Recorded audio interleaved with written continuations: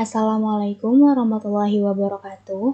Sebelumnya, perkenalkan, nama saya Elsa Nurhayati. Saya dari Prodi Gizi FIKT Universitas Binawan dengan nomor induk mahasiswa 0422111010. Jadi, pada video kali ini saya akan menjelaskan mengenai perbandingan Undang-Undang Perlindungan Data Pribadi di Indonesia dengan GDPR di Uni Eropa. Mata kuliah Teknologi Informatika dan Komunikasi. Oke, jadi yang akan saya bahas di sini mulai dari pengertian Undang-Undang Perlindungan Data Pribadi dan GDPR Uni Eropa, lalu perbandingannya, dan terakhir sanksi yang terdapat di Undang-Undang Perlindungan Data Pribadi di Indonesia dan GDPR di Uni Eropa.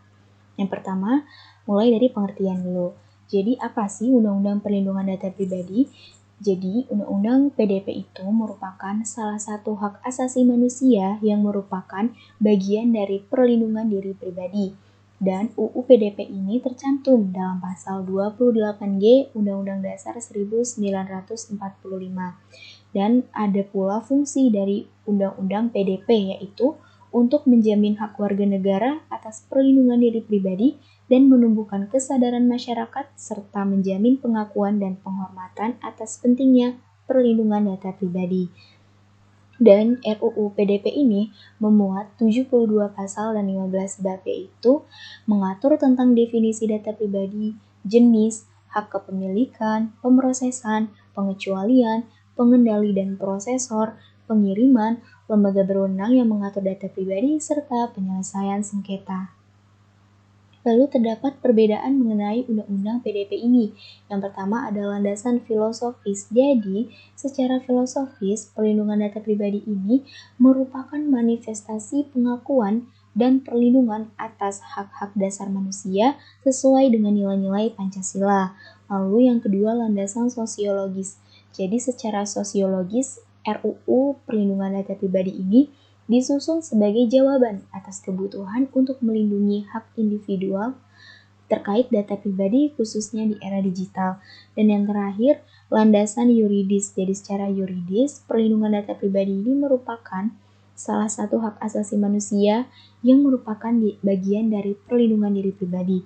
Dan ini tercantum dalam pasal 28G ayat 1 dan pasal 28H ayat 4.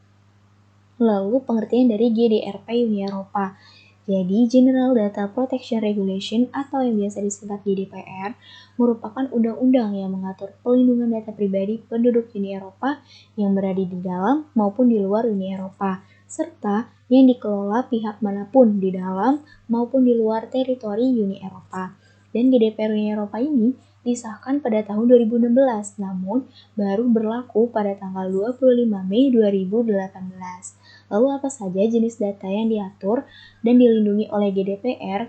Itu terdapat nama, IP address, gambar atau foto, alamat email, alamat rumah, aktivitas media sosial, informasi perbankan, dan detail informasi medis.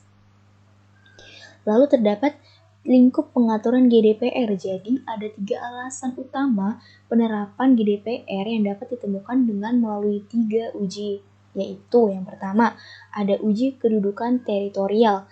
Jadi uji ini tuh berfokus pada konsep establishment di Uni Eropa serta pengolahan yang dilakukan dalam konteks kegiatan atau operasionalisasi suatu organisasi perusahaan. Jadi konsep establishment ini diartikan secara luas oleh pengadilan dan merujuk pada entitas hukum yang menjalankan kegiatan yang nyata dan efektif secara langsung ataupun tidak langsung.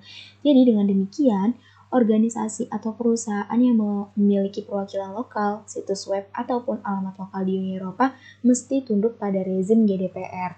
Lalu, uji penawaran barang dan jasa. Pada uji ini, lokasi subjek data menjadi pertimbangan yang utama dalam GDPR, bukan status kewarganegaraan subjek. Lalu menawarkan barang dan jasa, jadi ini tuh berlaku untuk pihak pengolah data yang terbukti menawarkan layanan barang atau jasa kepada subjek data di satu atau lebih dari negara anggota Uni Eropa. Dan yang terakhir itu ada uji pemantauan digital. Jadi mencakup uji untuk mengetahui apakah organisasi penyedia layanan digital ini melakukan proses pemantauan atas perilaku dari sikap orang-orang melalui teknik pelacakan digital serta teknik profiling guna menghasilkan perilaku pribadi dari subjek sebagai pengguna layanan internet. Lalu yang akan dibahas yaitu perbandingan antara Undang-Undang Perlindungan Data Pribadi di Indonesia dengan GDPR Uni Eropa. Yang pertama ini Undang-Undang PDP di Indonesia. Jadi belum memiliki klasifikasi terhadap data pribadi yang dapat dilakukan penghapusan. Yang kedua itu tidak adanya standarisasi bentuk privasi polisi yang seragam.